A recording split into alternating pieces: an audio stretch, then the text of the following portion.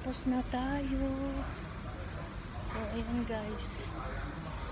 Magsundo na naman ng alaga. Yung binata. Kasi nag-gym siya.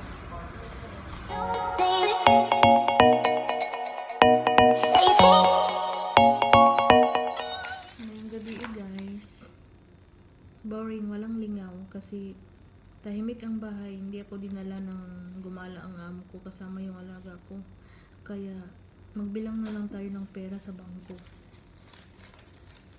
1, 2, 3, 4, 5, 6, 7, 8, 9, 10, 11, 12, 13, 14, 15.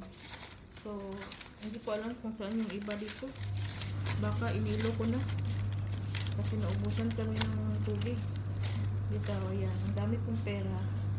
Ngayon, ang gagawin ko dito, mag-give up na ako. Hanggang kumbaga, parang magkarelasyon ba. Give up or hiwalay muna kami dito. Or itapon ko na to para hindi ko na to makita pa. Dami kong pera. Oh. Diba guys? Ayan. Ayan ang alma. Kita ba yung ano ko? So, ayan na. And thank you for watching. Naragupod to. So, makiling ako. Kain tayo. Ito lang kainin ko. Hi guys. Good morning. Ayan, dito na naman tayo. So, same as usual tayo guys. Nagwo-grocery na naman si Dance. Ang mayaman nakatulong. So, move on tayo sa ano, sa pinagalitan tayo ng amo, di ba? Ayan.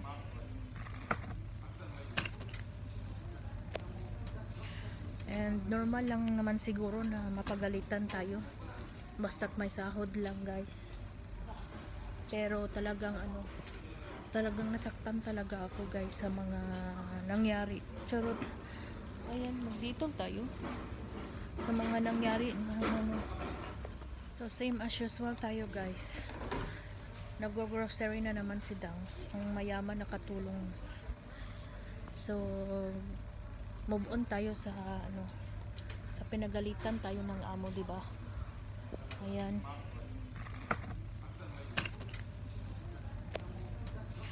And normal lang naman siguro na mapagalitan tayo. Basta't may sahod lang, guys. Pero talagang ano, talagang nasaktan talaga ako, guys, sa mga nangyari. Charot. Ayan, magdito tayo sa mga nangyari na ano. Ano yung tela? Tingnan natin yung ano. Masarap to, ano? Padala sa cargo, guys. January yung expiration.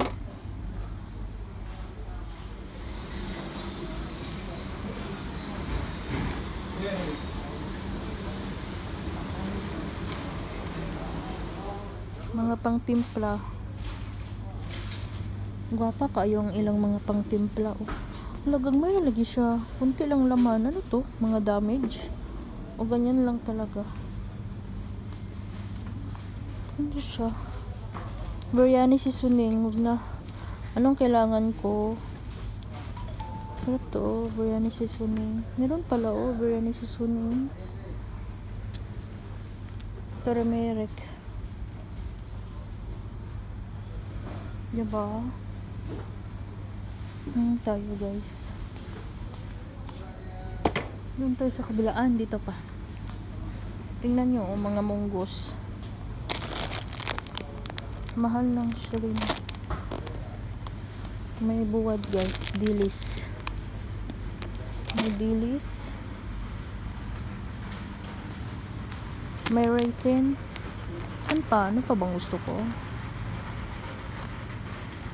Tapos na tayo. So ayan guys. Magsundo na naman ng alaga. Yung binata. Kasi Nag-gym siya. Grabe ang init. So, ayun, nasaan na yung ano namin?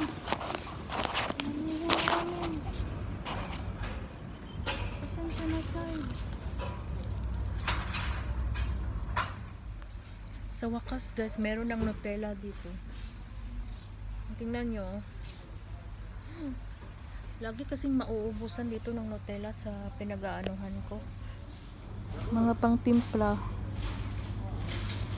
Gwapa kayong ilang mga pang-timpla. Oh.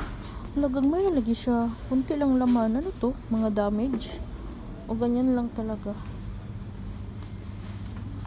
Ano siya? Biryani seasoning. Huwag na. Anong kailangan ko? Ito, biryani seasoning. Meron pala biryani seasoning.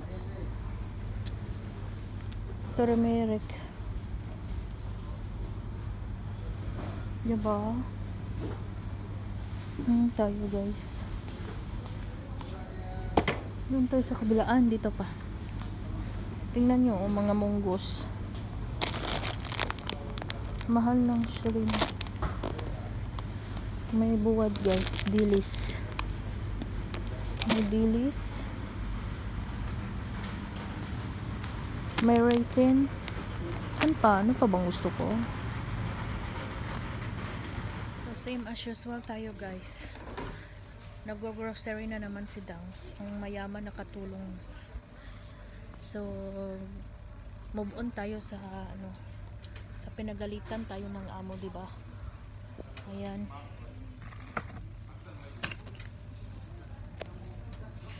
And normal lang naman siguro na mapagalitan tayo.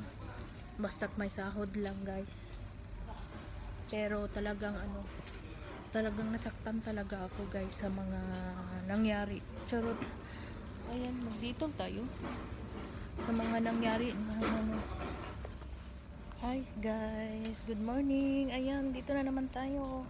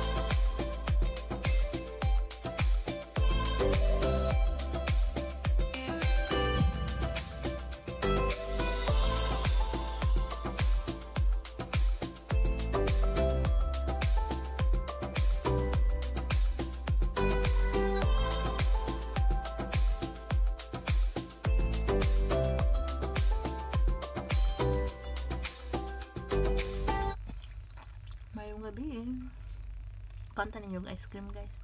Pabunaw sa utok ba. Habang magkwentuhan tayo, ayan, sabayan natin ang kanang ice cream para maging maano yung utak ko, maging malamig. Bitaw, relax muna. Umalis yung amo ko, and then tulog yung mga alaga namin.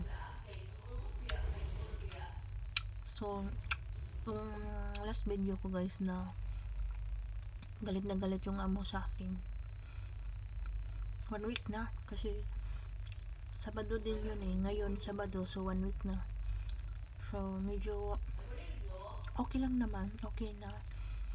Ganyan, sadya lang talaga na may tupak talaga yung mga amo, hindi talaga maiwasan na kagaya din natin, minsan tinutupak tayo, diba? Hindi, wala din talaga tayo magawa.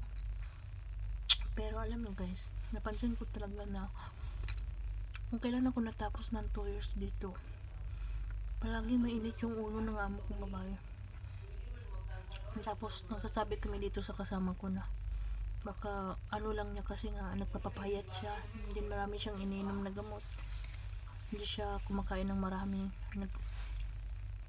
nag-order lang siya ng pagkain, kaya bawat ano, gumaganon yung mata guys. Di ba nakakasakit ang loob ng ganun na hindi mo alam bakit biglang magalit ganun. Yung, may iba talaga yung ugali niya guys. Tapos nagsabi-sabi ko baka buntis yung amo. Sabi naman ng kasama ko, hindi yan kasi nire-regla.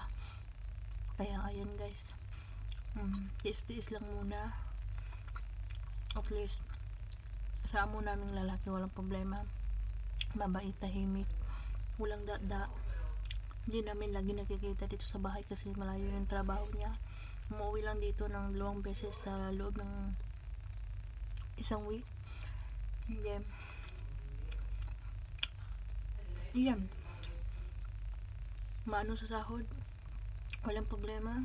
Kung gusto mo umutang, makautang ka din na walang interest, nagpapahiram, kaltas ng sahod mo, konti-konti. Alam mo, meron pa nga akong utang sa kanya. Umutang ako ng 100.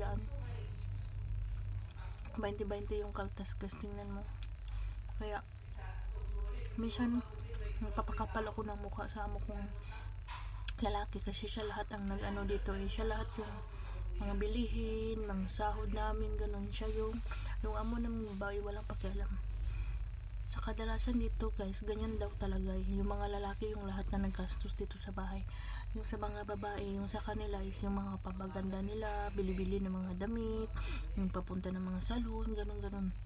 Dito ang mga lalaki yung ano, lahat na nakaano sa kanila.